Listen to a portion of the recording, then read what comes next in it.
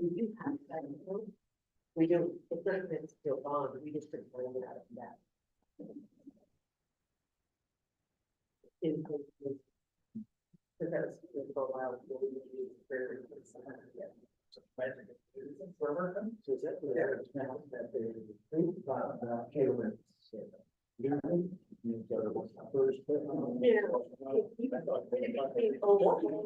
Yeah, that's what I thought too. We didn't watch until,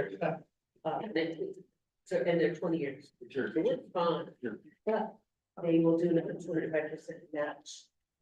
They have $40 million spent for that. We have to decide. What we're gonna do with it in July, we have to express it. And we're only about to get down a little over 0.5%, but it's, since we have cash and it will, and 25% return on investment. Yeah. Is pretty good as long as the base is still in cash. We can- Yeah. We have some time. That's for that, and we have to decide what to put up. It's not gonna be good, but I say that we box down, it's not the same as tons of first, but when you get a gift, it goes better. So it's nothing else is gonna do that. Not money. Yeah, the ones. And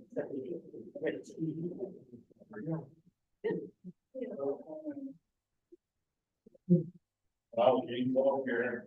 Good pass. First time, huh? I think you're.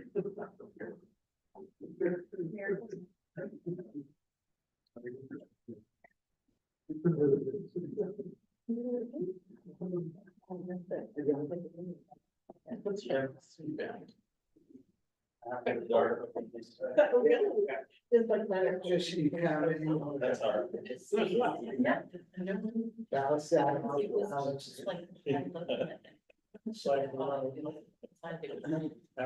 Has it?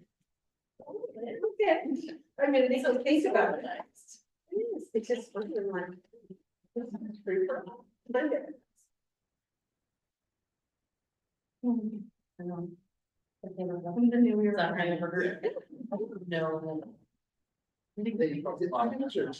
days are gonna get there? Three.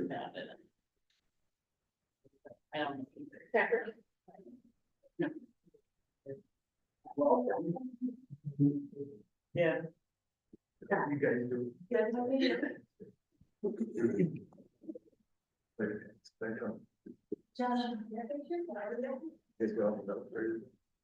She has some.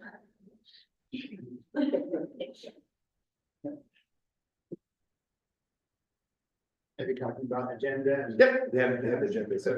Okay. They said Claire has it. She's on. Here get the anecdotal report.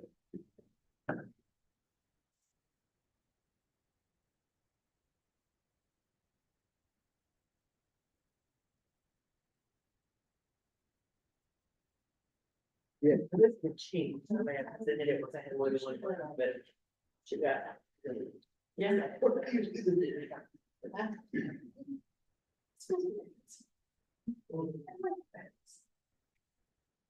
Should have asked.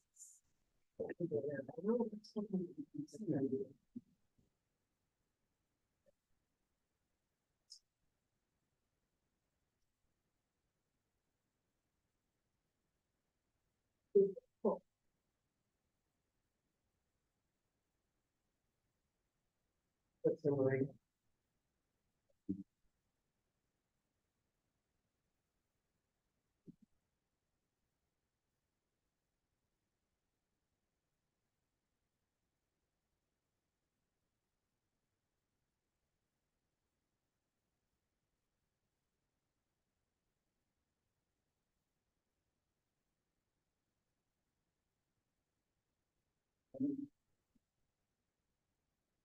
Live?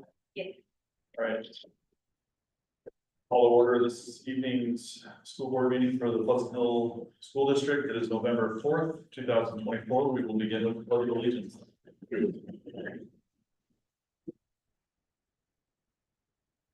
I pledge allegiance to the flag of the United States of America and to the republic for which it stands, one nation, under God, indivisible, with liberty and justice for all.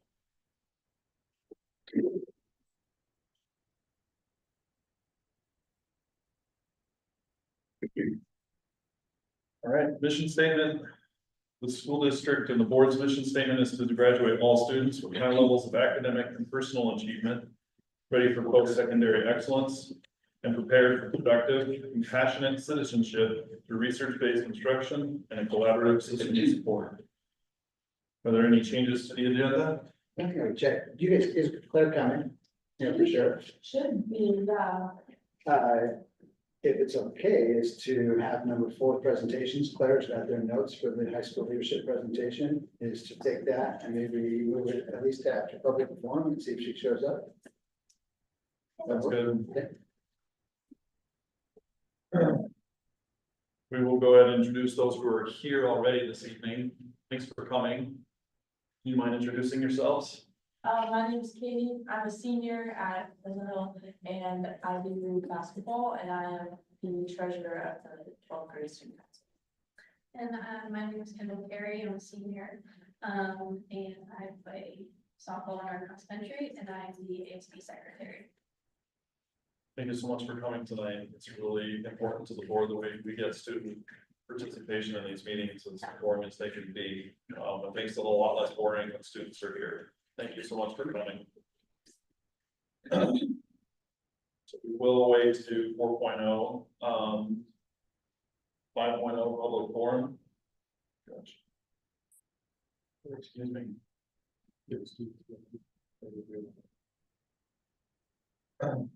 Well, Yeah, thanks. it's quick as well. Okay. We're all together. Yep.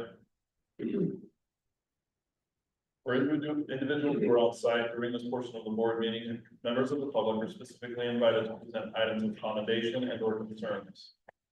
At the discretion of the board chair, further public participation may be allowed at the time specific agenda items are under consideration by the board. See district policy BDDH. For those viewing online, the school district posts the upcoming agenda on our website, pleasanthill.k12.or.us, the Friday before regularly scheduled Monday school board meetings. This will allow for public comment prior to the board meeting. Please click on the tab provided to share your comments for the school board to consider at each upcoming meeting. Personnel matters may not be discussed in public at a school board meeting. Members of the public who have personnel concerns or commendations should share them directly with the district superintendent, Mr. Chris.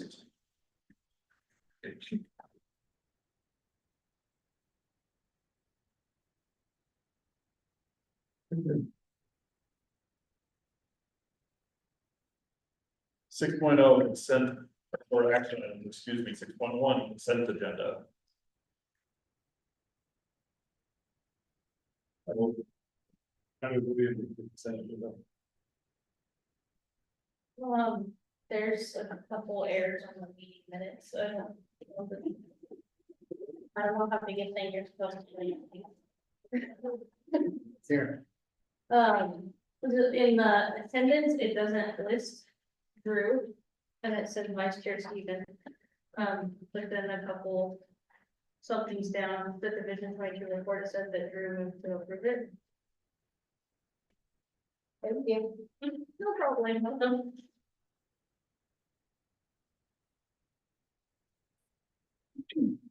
Motion to approve the consent agenda with the edits made by James.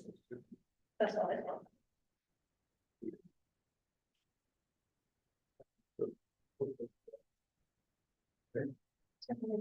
Been moved and seconded. Any further discussion? All those in favor say aye. Aye. The same. All right, passes unanimously, 4 with 1 abstaining. Not unanimously, passes with 4 votes, 1 abstaining.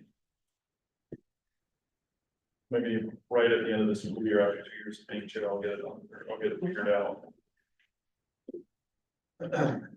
6.2, accept integrated guidance for reports. So part of the state reporting is an annual report for integrated guidance report. So we'll be back in your packet tonight. is an exhibit 2425.73. There are two questions that the state asked us to take a look at, the report on, and these also get posted on our website as well. So in the exhibit, I'll have you actually go to page number 5. So this is annual report narrative number 1.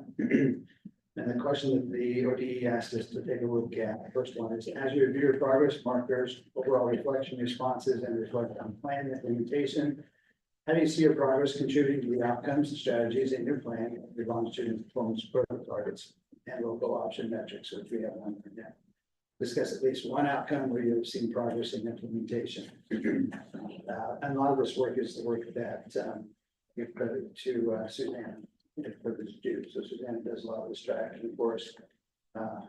And to go out and seek input from our staff. So progress monitor that we're seeing working movement around is equity. In the spring of 2024, we worked on developing an equity tool for Pleasantville schools, as well as inviting the local student groups to school board meetings to work on this initiative. And directly from the student population has created even more broad interest in reviewing district policies with an equity lens. This is followed up with needed discourse around equity and how we follow up on student concerns.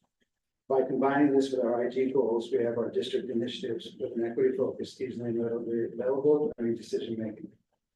We believe, next page, at page 6, we believe that the development and use of an equity tool in addition to student and focal group feedback allows us to properly address integrated guidance outcomes and strategies around culturally responsive pedagogy, multi-tiered systems of support, and social emotional learning practices.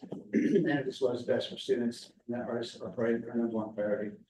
Our counselors working across all the grades are in year 2 of aligning to the comprehensive counseling seminars with dedicated sources of strength class being conducted by one of our school counselors. The other 2 are also working within their grade bands to deliver social emotional supports, including a leadership class at the high school to continue to develop, tap into the student voice on new initiatives. This is helping students gain a stronger self-to-work connection, world connection, and also look forward to a post-secondary life. The second question is on page 7. Is where have you experienced barriers, challenges, and impediments to progress toward your outcomes and strategies in your plan that you can use support with, and discuss at least one outcome where you have seen challenges or barriers to implementation. So while we have a robust literacy support system at the elementary level, we've only been able to add support at the middle school this year. While we're excited about small group support at the middle school, we have yet to find a way to offer the support at the high school level. We know from statewide assessments that the current high school group needs support around literacy, especially when they were in foundational years during COVID. However, building that in the schedule and finding support staff that are not dedicated to special education staff. Assessments also drop off at this point in regards to progress monitoring and PDHC and to administer. This is a multifaceted issue and requires staff understanding, scheduling issues, assessment needs, and an adaptive curriculum. Quarter 4 report for integrated guidance. It's recommended the board of directors accept the 23-24 annual integrated guidance reports.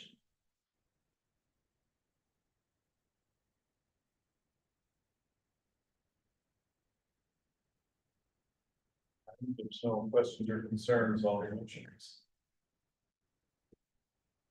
Want to accept the integrated guidance for our report. Second. Moved and seconded. Any further discussion? All those in favor say aye. Aye. Aye. Passes unanimously. 6.3 resolution OSBA dues schedule amendment. So there are 3 OSBA resolutions that School Board Association is asking us to look at and vote on. The first one is the OSBA due schedule amendment resolution. So the Oregon School Boards Association is proposing the attached resolution 2425-74 to amend the due schedule. OSBA has not raised its dues for membership since 1998. In a quarter century, school districts have become vastly more complicated, offering far more services and facing significantly more regulatory control.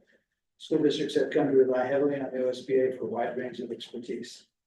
So the proposal is to increase dues 15% per year for 5 years, and then have an annual increase tied to the CPI every year thereafter, with a $1,500 floor for smallest districts and a $2,500 cap for largest districts. This increase will roughly double annual dues revenue to just over 1.3 million by the end of year 5. Currently, OSBA runs approximately a 2.5 million deficit in their budget that is covered by interest accrued on the principal investment account. So the 24-25 dues would be $1,420.50, with a 15% increase each fiscal year through 2030-31, which will come to $2,971.42 for our district. Attached, you've got the resolution, full resolution, and also the schedule of the increases over the next 5 years. I just recommend that the board of directors approve the resolution to amend the SBA schedule. Did OSBA ever indicate what they were earning in interest off of their investment account every year? You remember what they actually exceeded? Yeah, I think they had it on, I can't remember what it was, but I think they actually had it up there. It was pretty robust, but I don't remember the amount. But it exceeds their deficit, their 2.5 million that they're pulling out of it. The interest earnings still exceed that deficit amount. They made it appear so. So in the meeting the regional meeting that Stephen and I were at, their new executive director was not there in that meeting. So they had one of their, I think it was Amy Pierce, who oversees their legislative services that were running it, their attorneys. And she didn't go into that much detail. Other than the question came up, if you've been in a deficit of 2.5 million every year, where are you getting money to plug that? And she said it was from the principal investment account, from the interest in the principal investment account. Because when the legislator created the Oregon Employee Benefits Board, OEB, at that time, OSBA had a large sum of money that was effectively the school district's money that had been paid to them for health insurance premiums. And at that time, the school districts were saying, that's our money, give it back. And OSBA said, we need that money as an endowment so that we can continue to exist. And we will use the earnings on that money to fund our organization. So by using $2.5 million to cover their deficit, they're really using that investment account or that endowment as it was intended. So it's just curious as to whether they were actually spending more, eating into the principle of that investment account.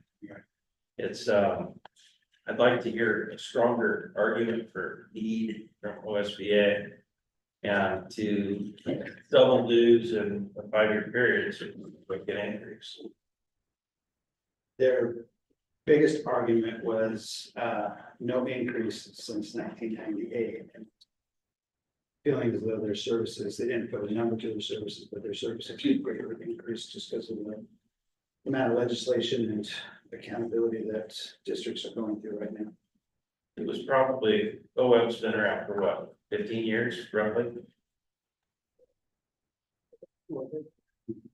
So their funding source changed, what was happening changed, and that's probably why they haven't had an increase since 98. I don't like the floor for the small districts, but the cap for the big districts either. If we're all going to go up by CPI, the big districts should go up by CPI as well after the initial 5-year increase.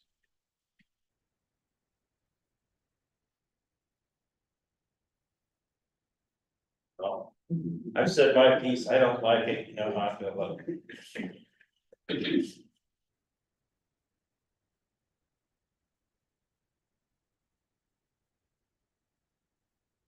Happens if the district votes no. I will go back, so however you vote on the 3 resolutions that are in front of you tonight, I will go back into our OSBA system, and they'll track that, so I'll basically say on whatever today's date in the school board meeting. Board input in there. So we're not collect all the boards, all the votes from the boards around the state. Tally the results. And If there's If it's in favor of passing, then it will pass. That's just a majority. Yeah. Yeah, so we vote as, like, our vote is, counts as one. The bigger ones get more. Your, what's it, your daily, what, Average daily membership. you get more votes. See that? It was in the file. I mean, there's.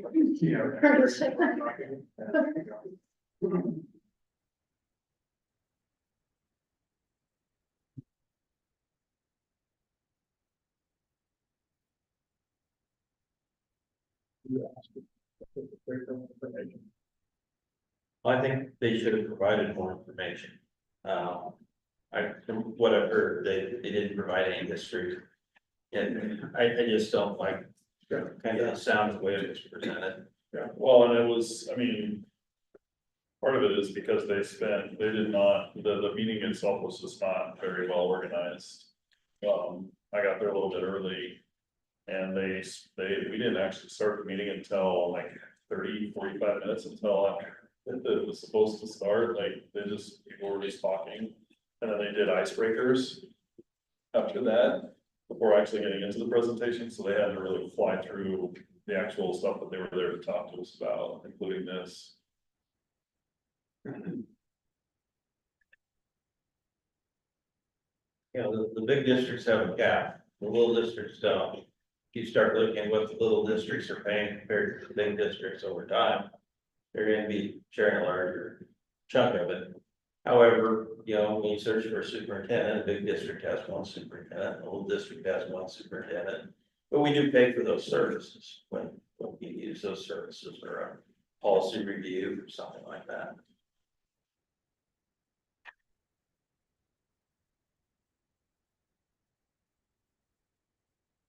You want to make a motion?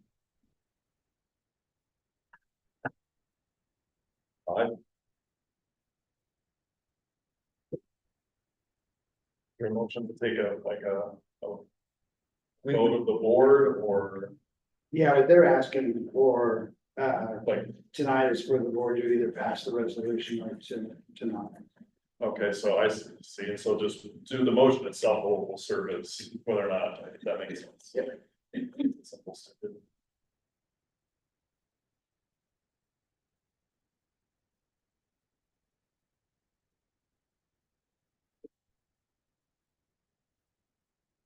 I guess I would move for a vote on resolution 2425.74.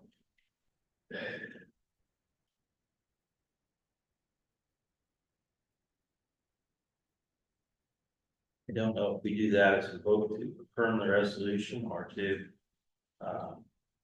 turn down the resolution, or if we just individually vote a yea or nay. That's what I think we would do is we would vote on it, and if the nays carry, then we're as a board, we're not going to support the resolution. We're voting no on the resolution. I'm going to withdraw my motion because I'm not going to move to vote in favor of something. Right. I'll go ahead and, is there any other comments or questions? No, so, yeah, I mean, I get why they're asking for it, but they didn't lay out why they needed to revote, so. I guess, yeah.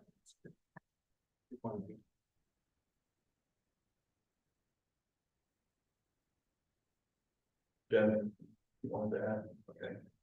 I will make a motion to accept the integrated guidance, or I'm sorry, the resolution OSBA dues schedule amendment resolution 2425.74.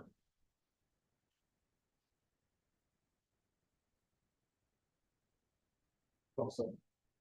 But moved and seconded, any further discussion? All those in favor say aye. All those not in favor? Okay. Okay.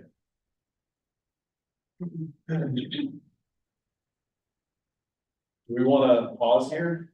It's kind of great. I already see the students looking at their phones. So, I don't want them to start nodding off. I know. So we will go back to 4.0, presentation 4.1, students of the month. Student of the month. Right, Claire was the student of the month for last month, and she was here, she was in September. For the October, high school most improved, we had 9th grade Pearl Berkman, 10th grade Kaiser Reddy, and 11th grade Kayla Metcalf. And our students of the month, 9th grade Jolie Heacock, 10th grade Serenity Peters, 11th grade Josie Heacock, and 12th grade Emily Kraus. And Emily Kraus could not be here tonight, and she wanted me to let you know that she does plan on attending college after high school. She wants to major in bioengineering, and then after that, go to law school and study patent law. And she hopes to go someplace where she can continue playing volleyball, either at the club or at the level. Outstanding, yes. And Claire, you want to introduce yourself? Well, with both that there, I think I just. Okay. All right, thank you very much. You're welcome. Congratulations to all those students. All right. And this is the time, these are our student council, part of our leadership class, and they're gonna kind of give you a little what's been going on in this.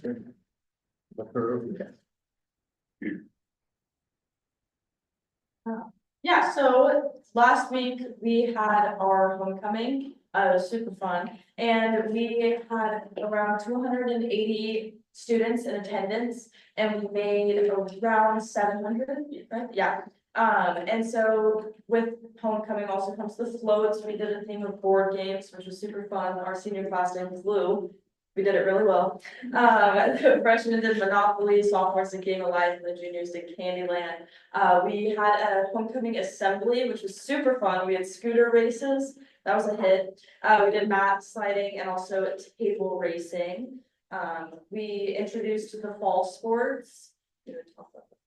So we announced volleyball, which do you want to talk about that? Yeah, we won the second round last Saturday, and now we're going to Kuzbek for the quarterfinals. We leave Thursday, we plan Friday morning. So boys soccer, they won their game against Sisters on senior night, 1-0, I believe was the final score. So that was a pretty fun thing to experience for them. Girls soccer, they advanced to the second round of playoffs, and they will be playing St. Mary's on Wednesday. And then girls cross country, our varsity team has advanced to state, so they will be running on Saturday at Lane. And then Gage Roper is on our boys cross country team, and he is advanced to state as well, so we'll be also running at Lane. And I think cheerleading yeah, cheerleading is doing something. Yeah. Any upcoming things you guys are working on? So we're actually brainstorming a bunch of like future events, and having the class period has been super helpful to be able to have more time to put more things on. We're thinking about in the spring hosting a luau style dance.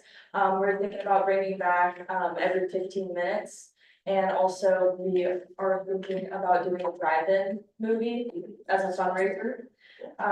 So yeah, we have multiple things in the works that we're planning for the winter and the spring. What's every 15 minutes? It's a program that spreads awareness about drug driving. There's schools all across Lane County that do it. I think Lowell just did theirs. Yeah, Lowell and Crestwell do it. It's kind of like a day where you like put on a skit, and then there's like people from, I don't know what the program's called. It might be called every 15 minutes, but it spreads awareness about drug driving.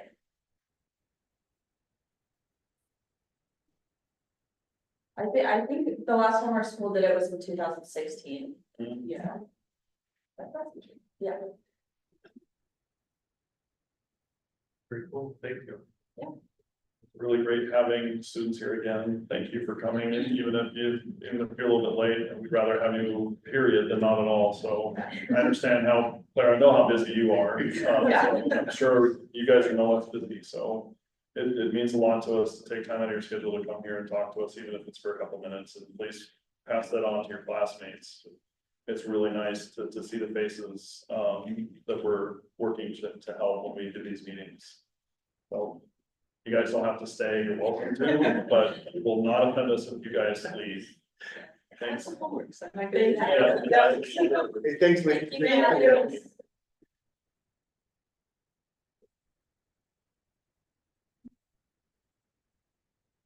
All right. Yeah, so these, the next two, I'm bring it a little bit together. So first starting with USB bylaws and the end. So, you know, I'll bring up the other one when I get to the bullet point here that that ties these two together, but. So the OSBA is proposing the attached resolution 2425.75 corresponding bylaws crosswalk, exhibit 2425.76 to amend the 2023 bylaws. So the substantial changes to the draft, and in your packet, you've got a redlined copy as well. But the substantial changes are as follows.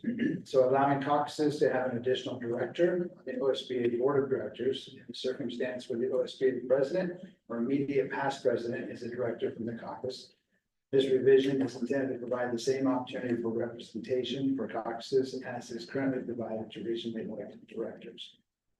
It clarifies the OSBA Board of Directors that they must comply with Oregon government ethics law with respect to conflicts of interest, requires OSBA caucuses to submit an annual year-end fiscal report to the OSBA Board of Directors.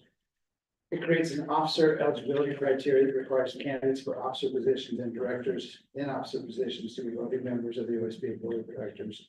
It expands the OSBA Board of Directors and Legislative Policy Committee with representatives from Oregon School Board Members Pride Caucus, and it edits to grammar, punctuation, and language for readability. So the bullet before that one is, it expands the OSBA Board of Directors and Legislative Policy Committee with representatives from the Oregon School Board Members Pride Caucus. The next resolution that they're asking us to take a look at is including the Pride Caucus as an official OSBA caucus. And I say that in terms of when we get to the point of voting for this one, is we're going to start with the bylaws amendment first. The bylaws amendment would essentially make a change to adding, expanding the OSBA Board of Directors with representatives from the Pride Caucus. The other one actually approves the Pride Caucus actually as an OSBA caucus. So they're doing a couple of things here at once, and I think for us, what we just got to remember is whatever we vote on this, so for instance, if you vote to amend the bylaws and then say do not vote to go to the Pride Caucus, and it ends up in their hands, they'll have to figure out their bylaws at that point in time, and because there would be a caucus of Pride Caucus essentially. Is it the same thing like majority? Yes. So without going through all of the changes, I provided substantial changes there for you. My understanding is these haven't been changed in quite some time. Please recommend the Board of Directors approve the resolution to amend the OSBA 2023 bylaws.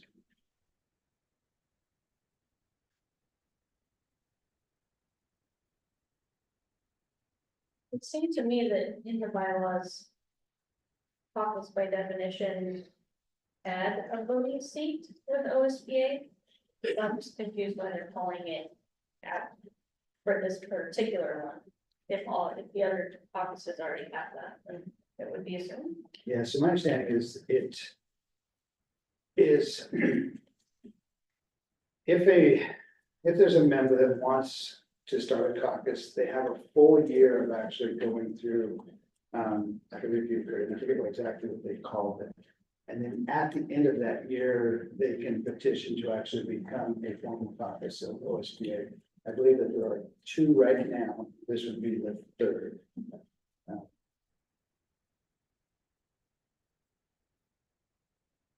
What are the 2 existing? People of color and rural schools. What was the first one? People of color. So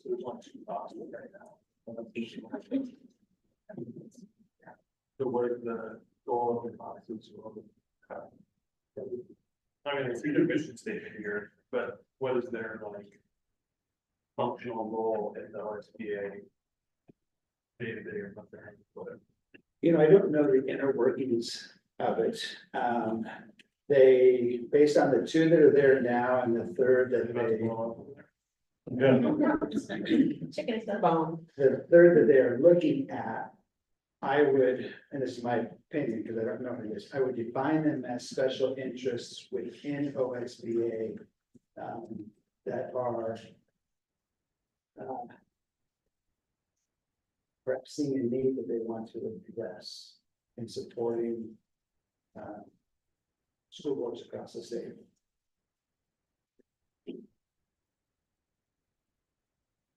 I think I read in one of the documents that the Pride group is already an advisory committee to the board, but they don't have a vote. So they have to come in and caucus to get the OSBA board vote.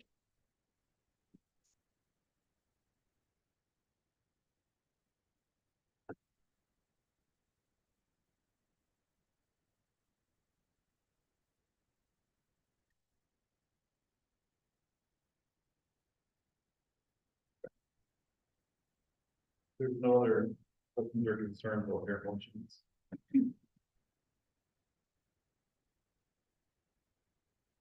I'll move to approve the 2024 bylaws.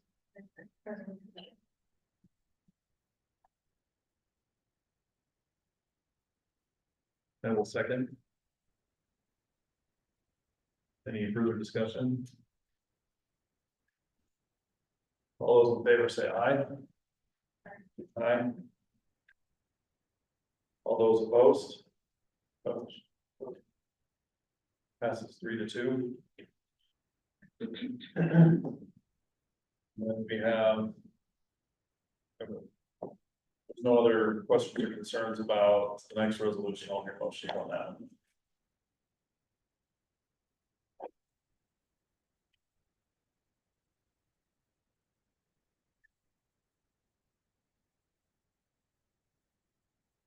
I guess I have a question. You're recommending it to vote against, I am. Yeah, so the the rationale for that. understanding, well, it was. I think the difficult position is they are talking about a deficit within their budget. They're increasing dues for districts to be able to address that. They currently, I believe, the two toxins that are currently in the bylaws right now received this year $40,000 each. What would happen with this one is they anticipate that they receive half that budget, 20,000, starting January 1st. And then through the budgeting process over the spring, all three caucuses would be funded. Not only are they increasing dues, but then they're adding a caucus. The fear from, I think, the other caucuses, from what I heard within the room that night, was that this was perhaps going to be taking a, wasn't necessarily going to mean that the budget was going to be added to by another 40,000. It was perhaps going to mean that it was going to take the existing budget and then spread it out. Even then. But again, they couldn't answer that question until they go through the budget process.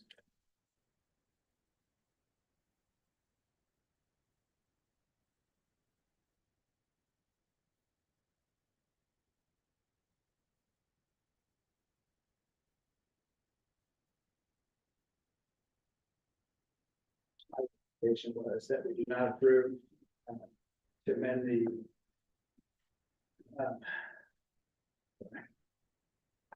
we do not approve the OSBA caucus. They may have an adverse effect on existing caucuses and due to the amendment changes with the school, with the due schedule, fee schedule.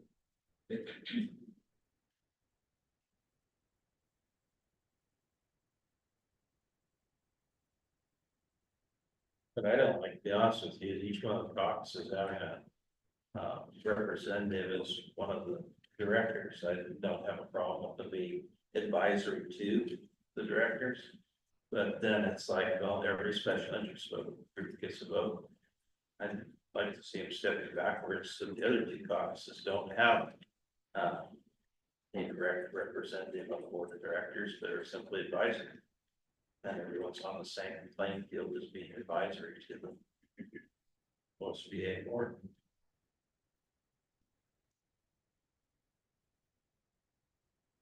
That's not what's before us, is it? No. No.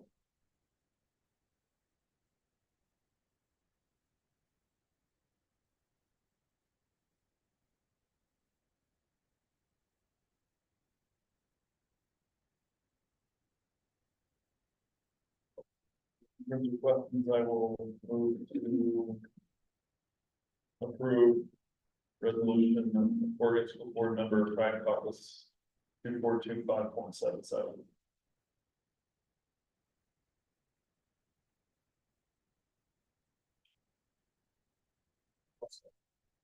Any further discussion? All those in favor say aye. All those opposed say aye. Aye.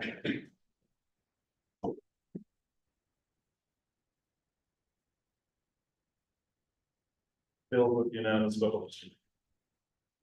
6.6, accept first read, board policy review, October 21st, 2024. These are the policies that we reviewed at the October 21st meeting. So and this will be considered the first read. So recommendation is as follows. And under the health services, so the policy EBA, which was titled first aid, would be a delete. Policy EBA, student health services, is highly recommended, and it's a new policy. EBAAR was the first aid AR, so that would be a delete. And policy EBBB, injury or illness reports is required, and that's an update. Policy GBEB, communicable disease in schools, is highly recommended, that's an update. And the policy GBEAR, communicable disease in schools, is highly recommended, and that is also an update to that AR. Policy BGEBA, staff HIV/AIDS and HBV is a delete. Policy JHC, student health service and requirements is a delete. That's a little the new DBA. Policy JHCA, JHCB, immunization and school sports participation is highly recommended. And that is an update. And from our review, that was the one in the policy that we reviewed, it was grades 9 through 12. Jen made a recommendation about putting grades 6, 7, and 8 in there, since we got middle school sports, so it is now read as grades 6 through 12. And policy JHCC, communicable diseases, students is a delete. JHCCA, students HIV, HBV, and AIDS is a delete. Otherwise, all the policies except for the one change that I said for grades 6 through 12. But as we reviewed at the October 21st meeting. Restraint or seclusion, record and corporal punishment, policy JGA, corporal punishment. It's an optional policy, and that's an update for us. JGAB, use of restraint or seclusion is required, and that's an update. And AR for JGAB, use of restraint or seclusion is required, and it's also an update for us.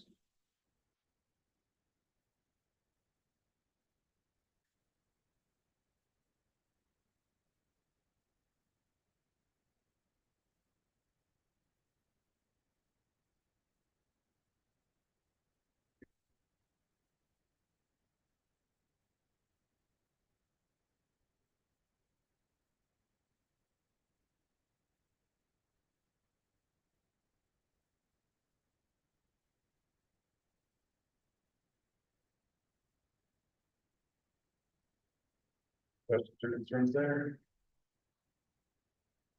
Right, and on 6.7 through second reading board policy from October 21st, 2024. That's right. That's what John does. You don't technically need to, or a policy doesn't say that we have to approve them or not approve them. For me, it's just a matter of Acknowledging it. giving on record for you guys, say, we're good with this. Got changes.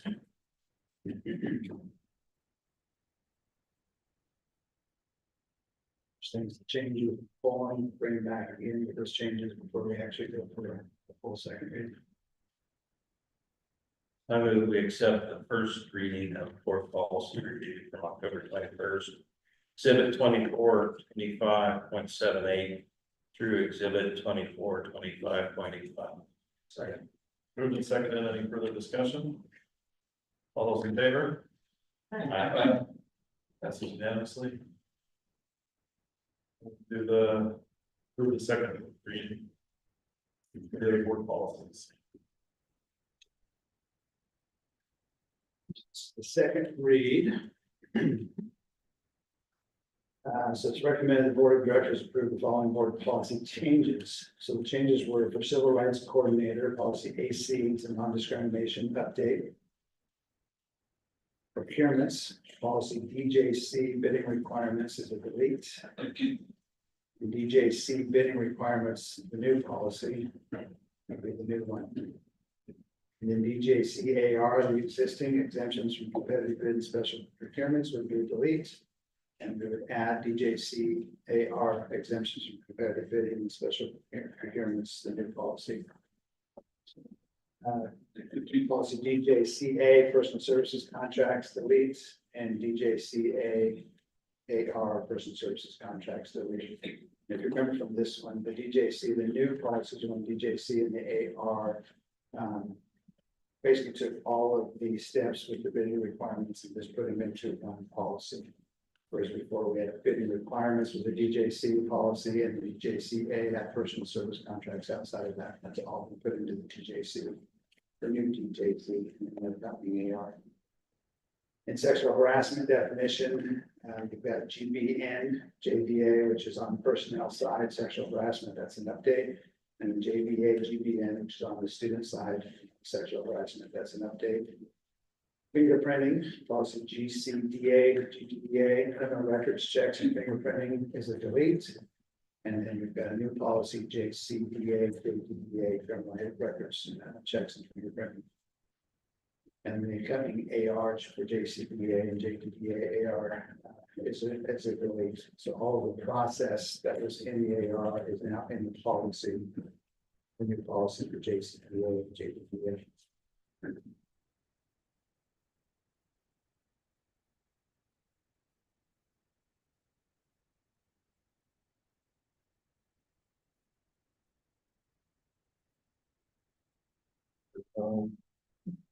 Your concerns on your motions.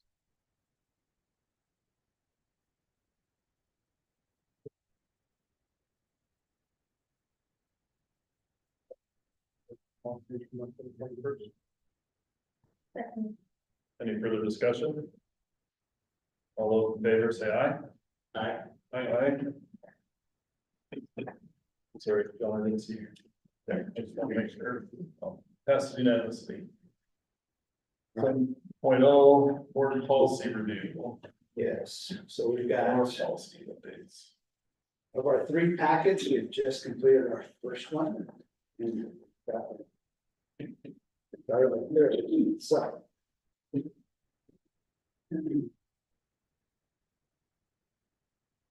This is for review. So we've got is around the recommendations, and these are broken into your first page there. We've got reporting child abuse and then special education and the school day. So in the reporting of child abuse, what we've got is policy PBF. Board member standards of conduct. This is highly recommended, and it's got an update to version 1. So this is one where we still got a couple of versions to choose from. We currently have version 1 as a policy. So this would be the update to version 1. If you go to that policy, in your packet, you'll notice, because they're all, with the review, that they've got the highlights. The only changes into this is they've got a footnote, on how to report abuse or neglect. So it's a very small change.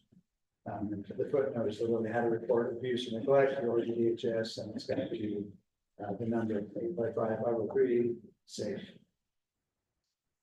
That's a pretty straightforward one. The next one is, BBFC, reporting of suspected child abuse of a child. Optional. This is an update for us. And again, if you'll take a look, there's only, in the main body of it, there are 3 different highlighted areas, so it's really, really small. So it's adding the A for report, adding DHS, the footnote number 2, and the last paragraph, they're adding the word must, the report must contain.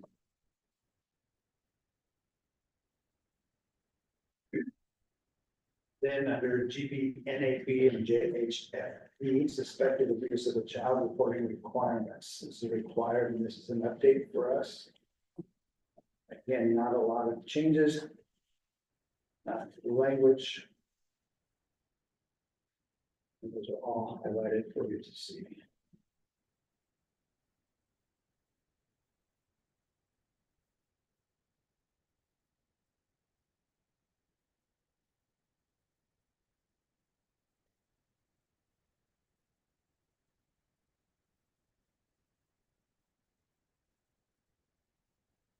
JBNAB, JHFE, right now, that is on the personnel side. The GBNAB, JHFE is on the student side.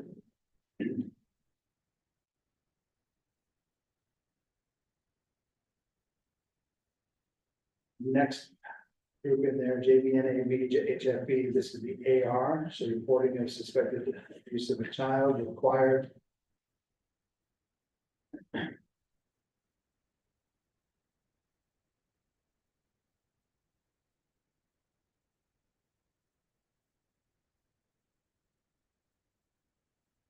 And again, this AR is specific to the personnel side.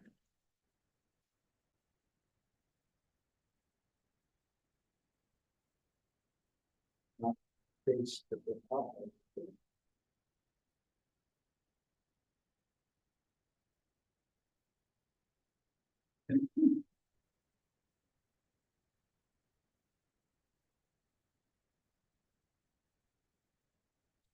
JHFE, GBNAB, so this lives on the student side, and there are some differences between, so if you remember one of our last ones where these live on both personnel side and the student side, they sometimes are identical. This one is not. So on the student side, the second and third paragraph is really specific to students. And then when you get to the third paragraph, it goes back where it's same as the personnel side, same as the first paragraph. So the first and fourth paragraphs are the same as the personnel side. Second and third are specific to our students.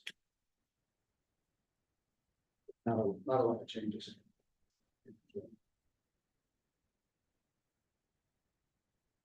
JHFE, GBNAB, AR is updated again to us with the changes that we made in the policy.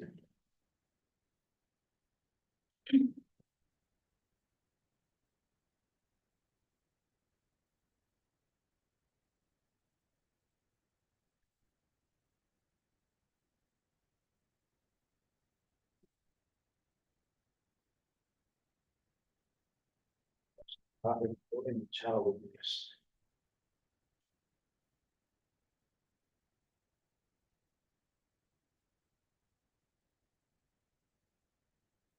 Next section is around special education.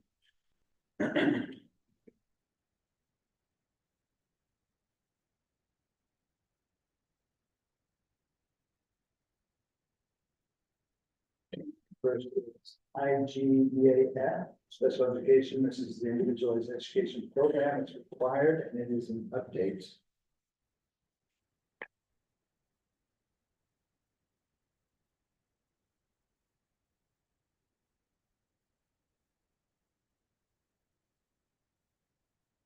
Did want to point out, if you notice at the top in the title, it says Special Education Individualized Education Program. And it's got the 2 stars. So with the 2 stars, there's a specific definition in there that has to do with the parent. And how to define parent. A 1 star refers to a policy that may be subject to collective bargaining agreement.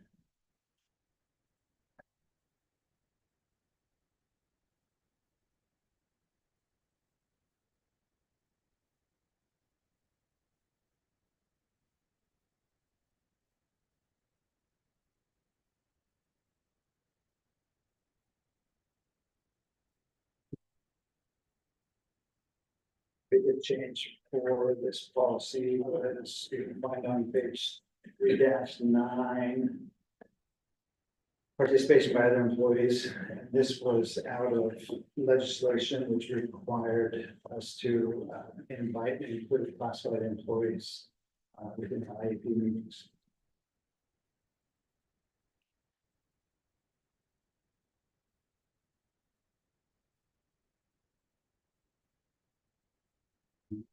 Page 8-9, the abbreviated school data is also from recent legislation.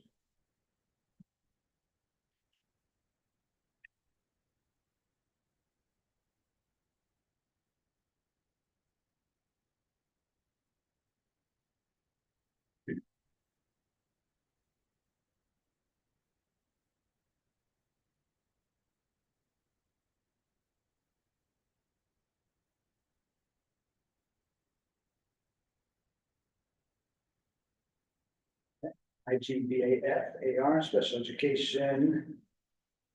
This is the administrative rule for the previous policy.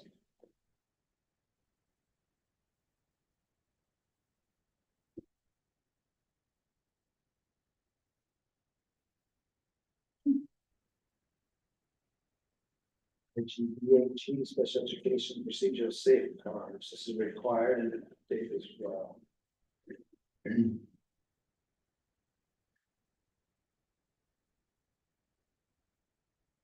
And you'll find this new paragraph on page 2-3 and it has to do with the access to records. It's specific to the entitlement of the parent.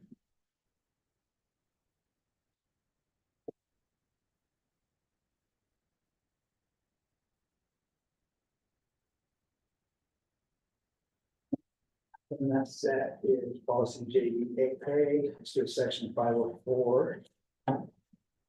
For students, highly recommended, and we have version 2, so this is an update to version 2.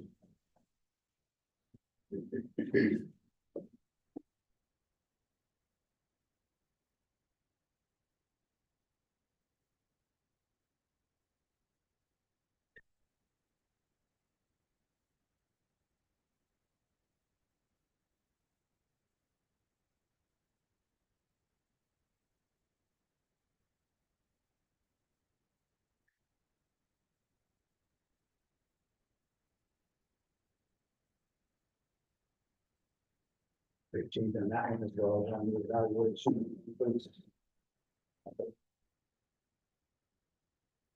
The new legislative requirement for classified staff, for other people. Make the violation, divide it.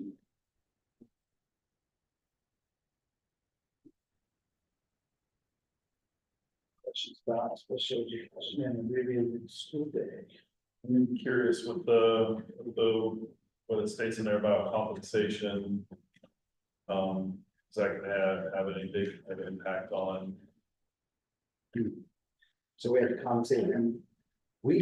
It may, so right now, has there been anyone, you want to give us an update, I guess, as far as what is happening with classified staff? Yeah, so special education teachers, I mean, frequently are checking in with their classified staff, but in the, you know, the work within their rooms and with their students, but in advance of the meeting, sort of intentionally take the opportunity, case managers reach out to general education teachers and, between the case manager and special education teacher, checking in with classified staff sort of intentionally and on the front end, feedback, concerns, are there problems we don't know that have arisen, or, things we need to be prepared to attend to and address it early. And then all of that feedback comes to the meeting, where obviously we talk about it. Right now, for the most part, the way that just a lot of our groups are running, most of our classified staff, a single student, let me phrase it this way, a single student would typically interact with like maybe one of the classified staff in a room, just with the way the schedule works, right? There's a teacher, 2 or 3 EAs, the way the groups are running, a lot of those kids are interacting with, one of those EAs predominantly in their groups, while the other ones are doing other groups. So we're kind of figuring out who works with who, and then those classified staff are getting invited to the meetings. It's an invitation, not a requirement. By and large, most of our classified staff are choosing to provide their input on the front end and not come to meetings. And a lot of people have kids and gym memberships and, lots of other coaching commitments, or, lots of things that they're busy with after school, which is fine. So we're gathering that feedback in that way and integrating it into our planning and conversation, and then on the back end, the special education teachers after the meeting are kind of debriefing with our classified staff and letting them know if any substantive changes, big new, conversations we had, behavior support we put in place, things like that. But they're always welcome to attend, and we invite them, and so. And if they're not able to come, then we're still gathering their feedback in some kind of meaningful way, including in that planning process. Maybe one thing about the compensation. Well, she's getting to it where it's, I was curious if they're gonna be attending a lot more of these meetings, if it's gonna lead to an increase in, we're gonna see a noticeable jump in payroll. Yeah, And I think she's answering that by with a lot of detail stating that for the most part, we're not seeing that. Yeah, we haven't seen a dramatic increase in attendance at meetings, and certainly, like I said, we're inviting them, and they're welcome to attend. I'm assuming that's within school hours, but you wouldn't have to compensate them differently, is that correct? correct. A lot of times to be able to accommodate for a parent and this later in the school day. Sure, yeah. But we try and have as many of them as possible during the weekday. Right. Yeah, I know that it's pretty common actually to have those after kids are out of school. Right. And we can also be thoughtful about, we do this with our, specialist staff, sometimes they come for part of the meeting, but not stay for the whole meeting, and sometimes these meetings can drag on a little bit, there just isn't always the need for every single person at the table to be there the whole time, so we've also had people come, for the first 15 minutes, and then exit, I think, to go, so there's a lot of ways we can work with and around it. Also mindful of, with the opportunity for flexing schedules and offering compensatory times as well. We have oftentimes with our classified staff that want to leave, or, Friday, for instance. Gotcha. Thank you very much. Yeah.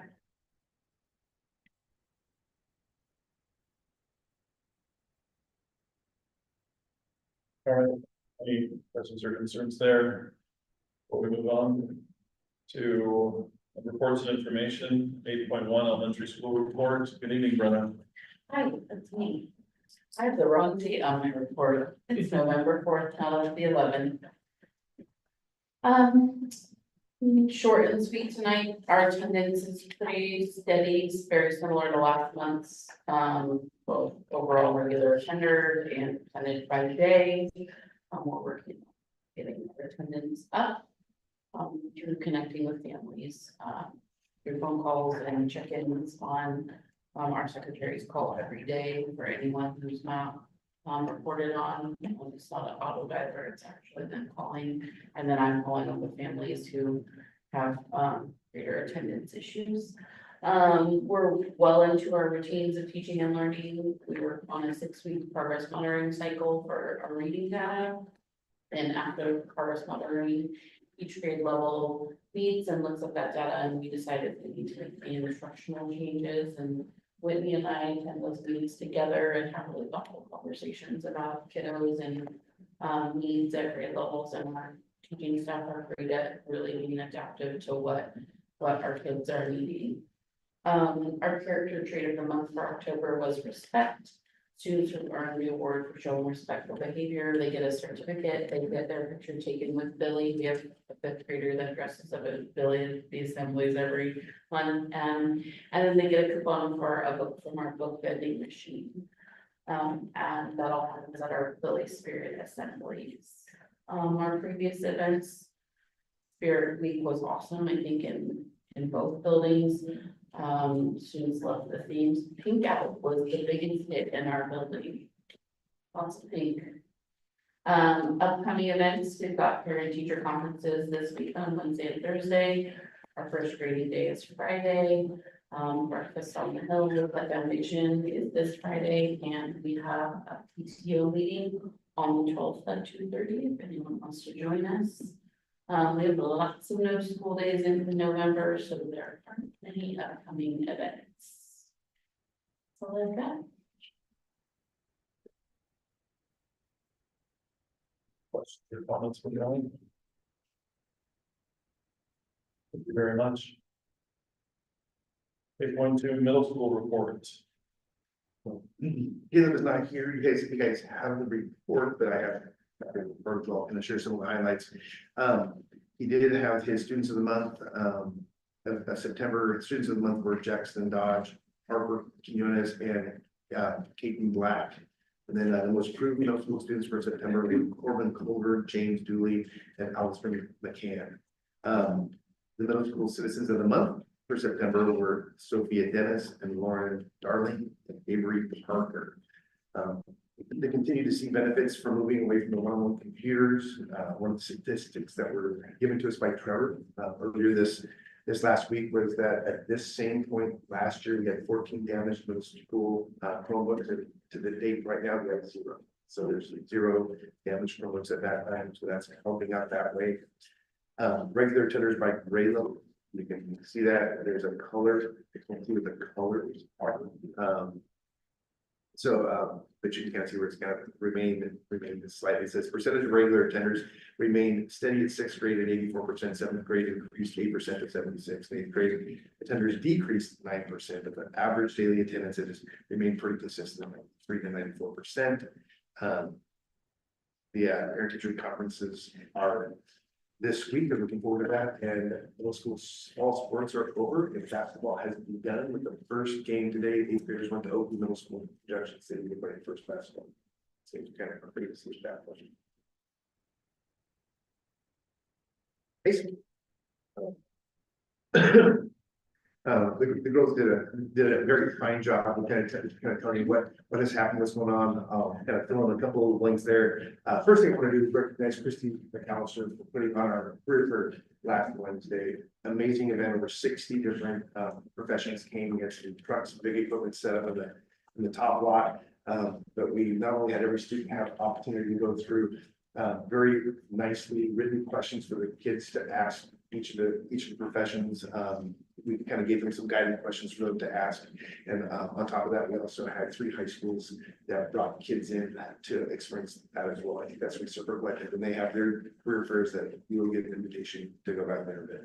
But very good, a lot of planning, a lot of she did a very good job. It was kind of her inaugural activity as the college and group coordinator. So I think she was really nervous, a little bit nervous, but they really went off at the hinge. And the weather worked out perfectly for the outdoor part. It started raining in about 20 minutes before the event started this morning. So she got that.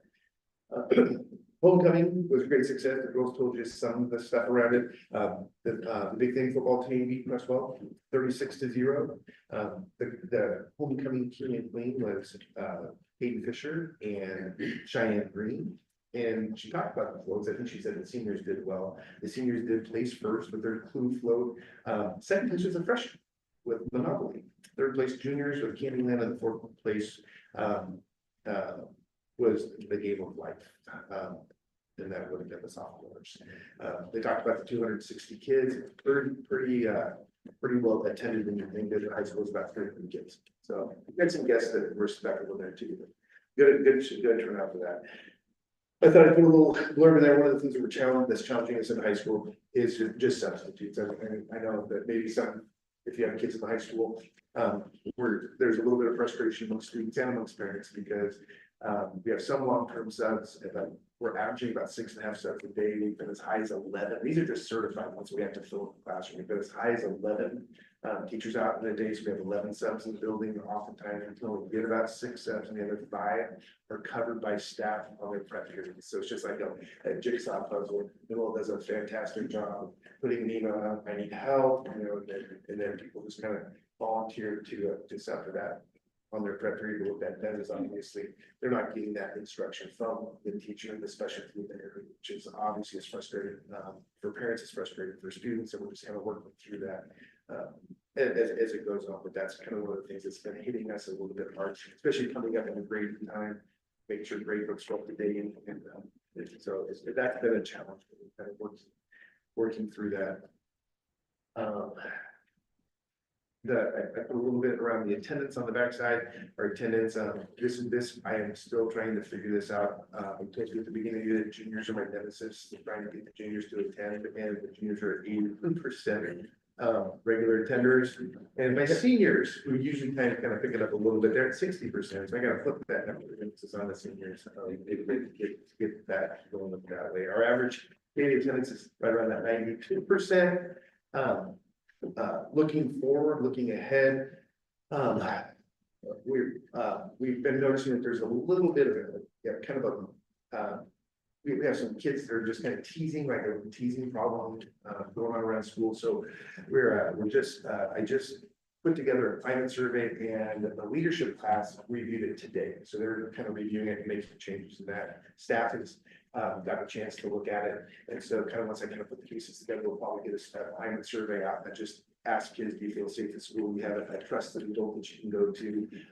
Have you witnessed anything of bullying, teasing, on what basis, like age, weight, body, things like that. So we're kind of trying to figure out where that need is. Be meeting with our department leads and our grade level leads at the middle school, kind of talk about what they're seeing and how to best go about teaching staff how to deal with it when they see it. So there's some things.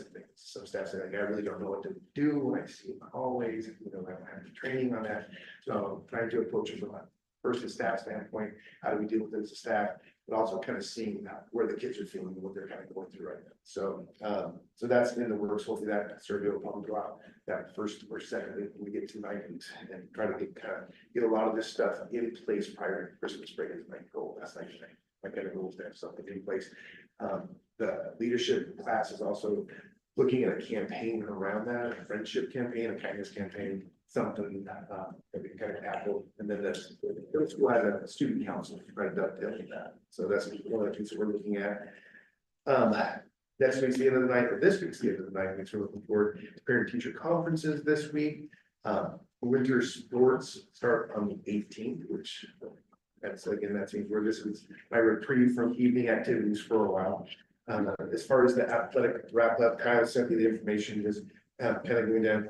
Claire didn't brag about herself, but she was first team all league, kind of going down. Volleyball was the Mid Valley Conference champions, #1 in the state. First team all league players for Cheyenne Green was also the most valuable player of the league. Ruby Jackson, Claire Crawford, Emily Krause, all first team. Second team, Sydney Brink. Honorable mentions were Anna Crawford. And then our head coach Jessica Crawford was the coach of the year for volleyball. Boys soccer they talked about. They won their last game. They had an honorable mention all league. Were Coleman Sprague and Andrew Taylor. Girls soccer, fourth in the league, secured a state playoff bid. Beat number 20 Cascade Christian in the first round. And what a game! That was a great game. A little header over the last person with about 14 seconds left in the game. Drove it down there, kicked it in the right corner of the goal with 8 seconds left in the game. So it's pretty. Although I was kind of looking forward to penalty kicks, but great win that game. So they're off to St. Mary's in Bedford for the second round. We had first team all league, Tessa Hammond, Ellie Everson, and Kenna Caldwell, the goalkeeper. We had honorable mention all league was Trinity Steve, and Joey Biltz. In football, the highlight beat Crestwell 36-0. First team all league.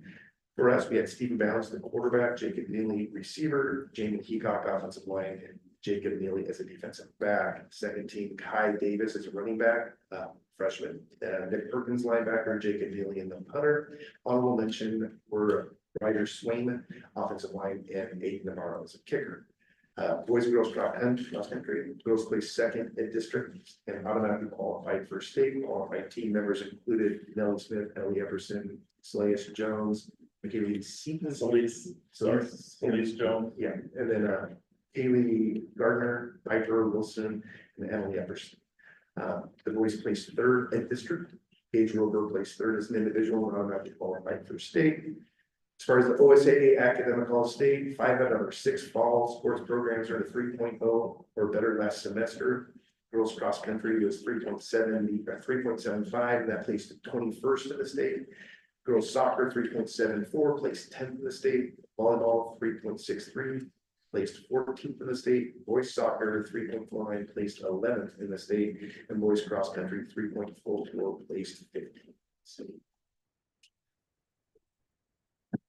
That's a fall wrap. Thanks for sharing some of the challenges at the high school. We don't always hear challenges. Sometimes it's all, yeah, everything's crazy. We wonder about the other side of things. So. Just come on, just come and visit me.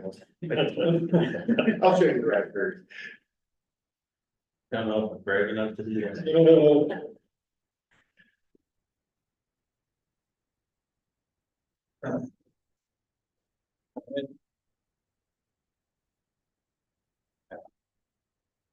Or move on, meals report.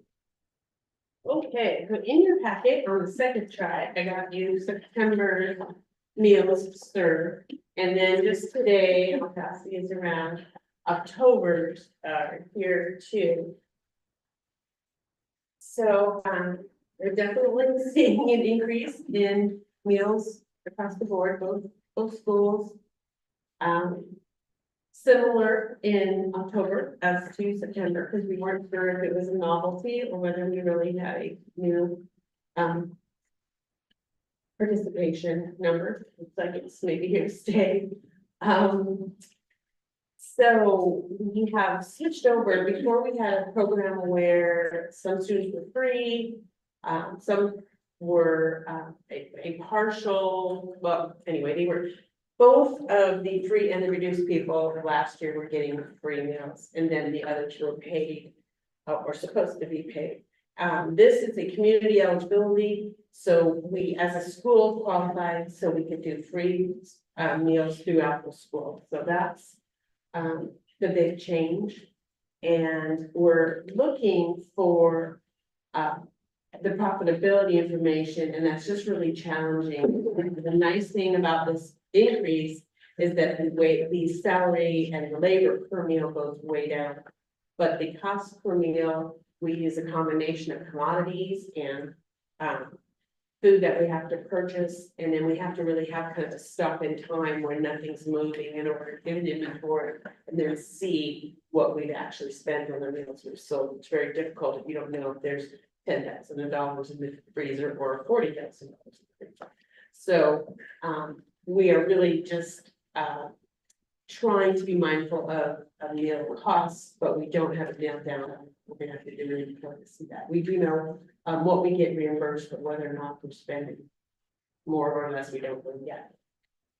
Our kitchens have handled all of this increase without any additional labor, which we've been thrilled with. They said that they could do it when we weren't sure.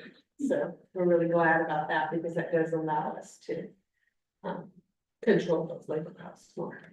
So that's really all I have on the program at this point. Unless you have questions.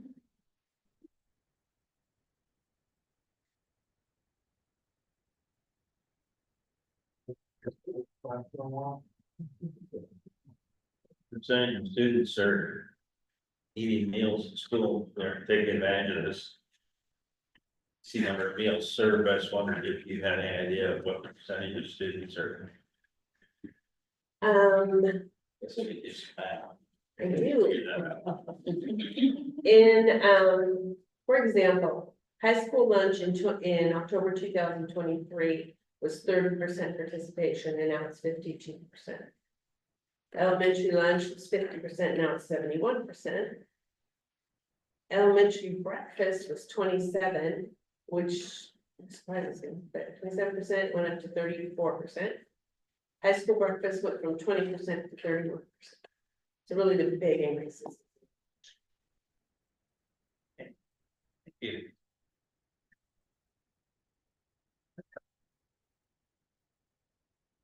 Hey, board communication, calendar of events. Yes, just a reminder, we've got the shared calendar of events, the couple that are coming up that have been signed up for, so this November 7th is our tribute to veterans at the high school. Our start time is 10:45 on that. If you haven't attended that before, it's a great presentation.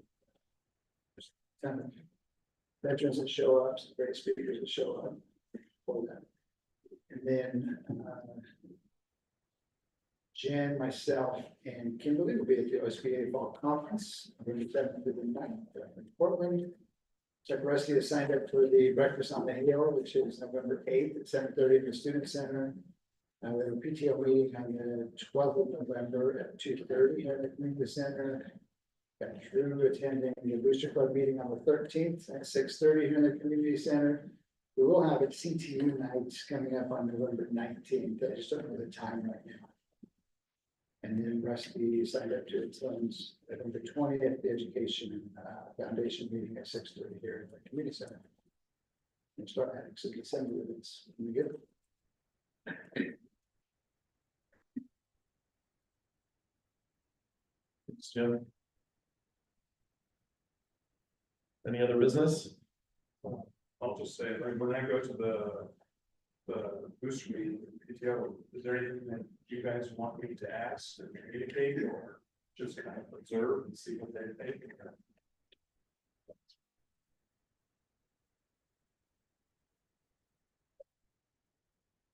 Just if they say, and relay messages. Currently still working on funding for their big project, which is the infield turf for the baseball and the softball field. Kyle had met with National Guard, so National Guard will do excavation work for free, bring their equipment if they're available. Do it. There's some hoops that we have to, government hoops that we have to run through, some red tape. So he's in the process right now of filling out the paperwork that they need.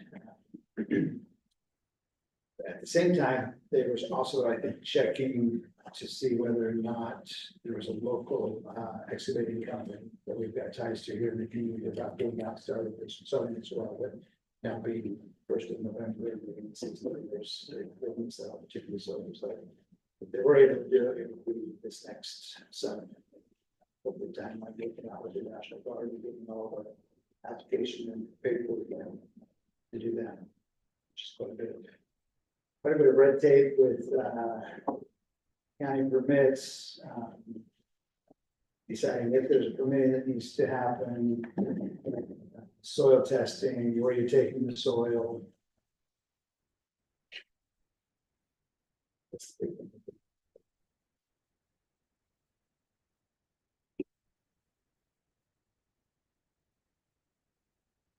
Any other business? Right. Next meeting is work session, November 18th at 5:30 here in the community center. And then our next regular board meeting, December 2nd at 7 p.m. also in the community center. Everybody have a great night. Thank you. We are adjourned.